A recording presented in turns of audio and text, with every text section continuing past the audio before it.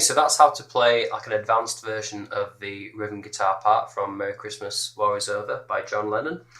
There is an easier version where you don't have to change between all those different notes that you can hear in each of the chords. Now, in a minute, I'm just going to strum through that chord progression using like the easier approach. Now, for both of these different versions of how to play this, you're doing the same strumming pattern. And the strumming pattern is quite straightforward. It goes down, down, up, down, down, down, up, down. Now, it's quite difficult to get that feel to begin with. This song's it's got a time signature called 12/8, which is, it's a little bit like if you've ever played Everybody Hurts by REM, where you're going 1, 2, 3, 4, 5, 6, 1, 2, 3, 4, 5, 6. You're splitting the beat up into 3 bits. 12/8 is just like that. Now, it's basically like you're counting 4 beats for each bar. So when you're playing the strumming part, if you try and say a number like 1, 2, 3, or 4, when you do the first downstroke, it will help you get the feel for it and stay in time. So that's going to go like this: 1, 2, 3, 4. Down, down, up, down, down, down, up, down, down, down, up, down.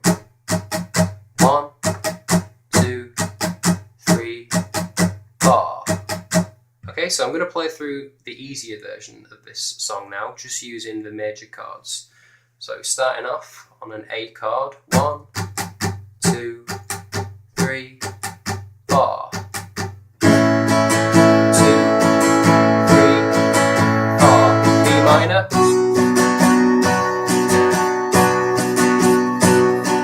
E. 2, 3, 4. A. D. 1, 2, 3, 4. E minor. Back to A.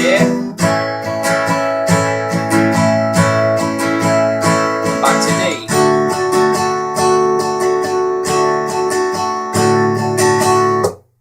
So you should definitely try and get that chord progression feeling comfortable when you're joining it all together. So your 5 chords that you can use to play through your verse, you've got an A chord, A major, D major, E major, E minor, and also B minor, which is a bar chord shape. It's your A minor shape if you know about the caged system. You don't have to have the top E string ringing, it's okay if you just got your middle 4 strings. But as you should know with this chord shape is you should have your thickest E string muted so that you don't get the bottom string ringing. If you're not comfortable with this chord, this is not really a good song to start out learning this chord from to begin with. If you want to do the harder version of this song, you should be really comfortable with those chords first of all.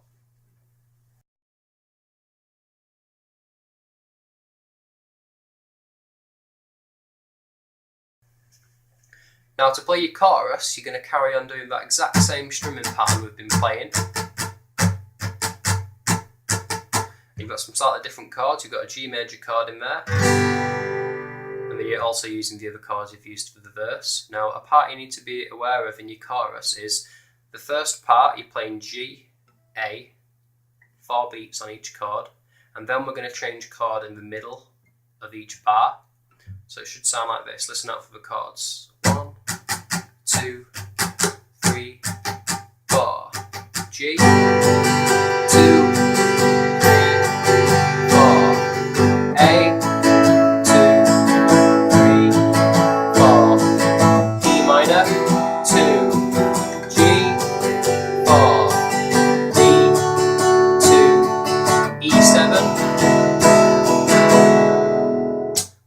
So the chord you've got at the end there is E7. That's the same as the E major chord. You take your 3rd finger off. So once again, the chorus, you've got 4 beats on your first 2 chords.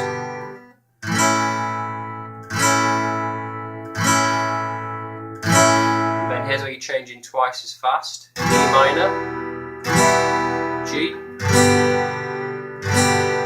D, and then E7. So once you've done a verse and a chorus, you can just repeat both those parts 3 times and you can play the whole song basically. Okay, so to do the harder version of this song, as I said, you need to be really comfortable with the chord progression, so you're not really thinking about the chords. Now, the best way to start off doing this is to do the sus chords, the altered chords, on just the A and the D chord. So your first bar, you're going to play your A chord, and you're going to play A sus2. Just lift your third finger off the B string if you're playing it with the 2, 1 and 3 fingers. So make sure your B string goes from being fretted, the A, to being open, the A sus2, and then put your third finger back down and put it on the 3rd fret, and that's A sus4, and then go back to A. And what you get from that is you end up getting like the melody coming out. And if you play all of that together, it sounds like this. 1, 2, 3, 4.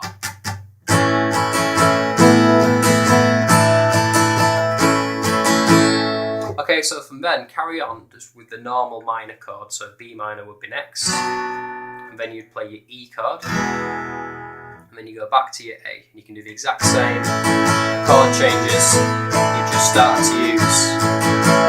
Okay, so your next part, you're going to go to a D chord, and here's where you can do the extra sus chords again. So you start off with a normal D, take your second finger off so the E string's open, that gives you D sus2. Put your second finger back down and put your little finger on the 3rd fret, that gets you D sus4. And then you follow that with a normal D chord. The reason why when you go to D sus4 you should put your second finger back on is because you'd probably find it easier just to put that second finger back down like you're just playing a normal D chord, and add your little finger on for it as well. And that bar will sound like this.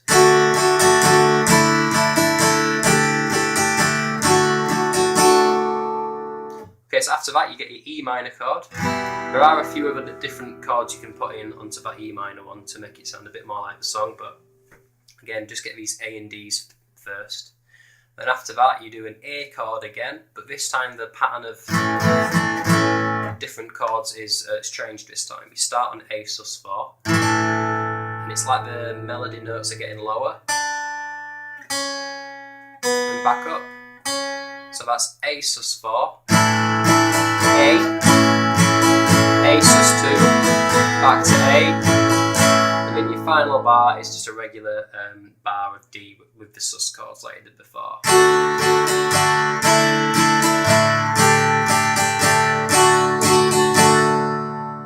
So what you can do is you can play through that whole chord progression and do all the sus chords when you're playing A and a D chord. Now, if you really want to make life difficult for yourself and you're quite good at your bar chords, you can play the melody changing on every single chord, but it does mean you have to play a couple of weird chord shapes. So if we look first of all at your B minor chord, that's your regular B minor. Okay, this is how you can make it sound more like the song.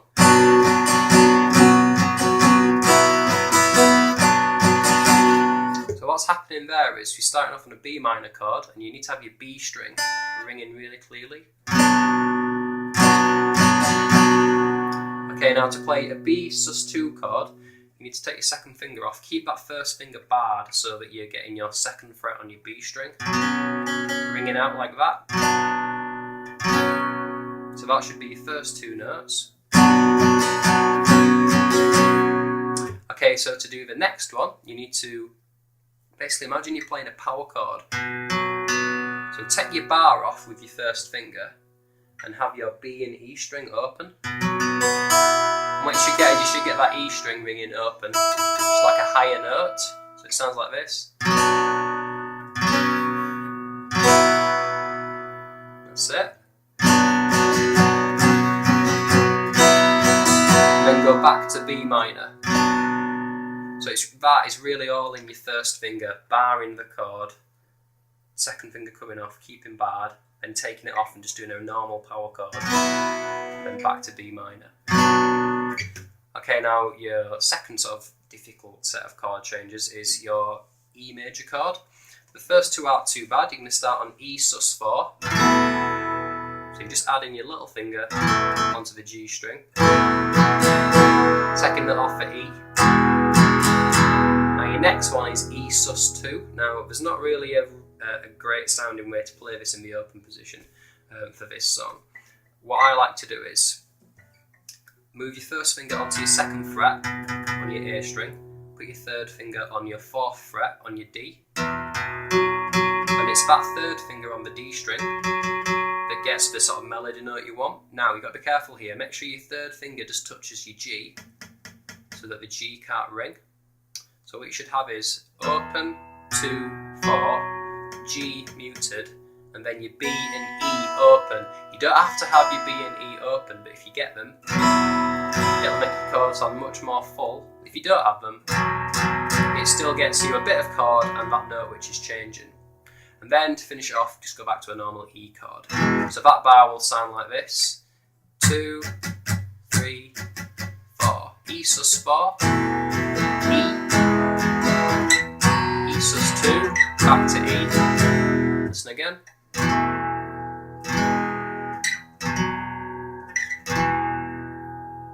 Okay, so you've really got to practice going from your normal E chord to the E sus2.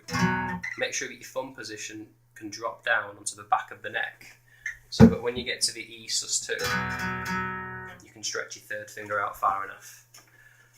Okay, and then the last tricky set of chord changes is when you do your E minor chord. Start off on a normal E minor, and then to play this chord this way, you've got to use a bit of a strange set of fingering for it. Most people would play E minor like that with your first and second finger. Use your second and your third. So your second is on the A string, your third is on the D string. Okay, now that is so you can get the next chord, which is where you move your first finger onto your first fret on your D string, which is a pretty ugly sounding chord on its own. That's E minor major 7. So you follow that, it's E minor, and then remember the E sus2 chord we did before. To make that into E minor 9, or sorry, E minor add 9, just make sure your third finger isn't muting the G string, so you can make it open now. So you've got open, 2, 4, open, open, open, and then go back to your E minor chord. So those 4 chords together will sound like this.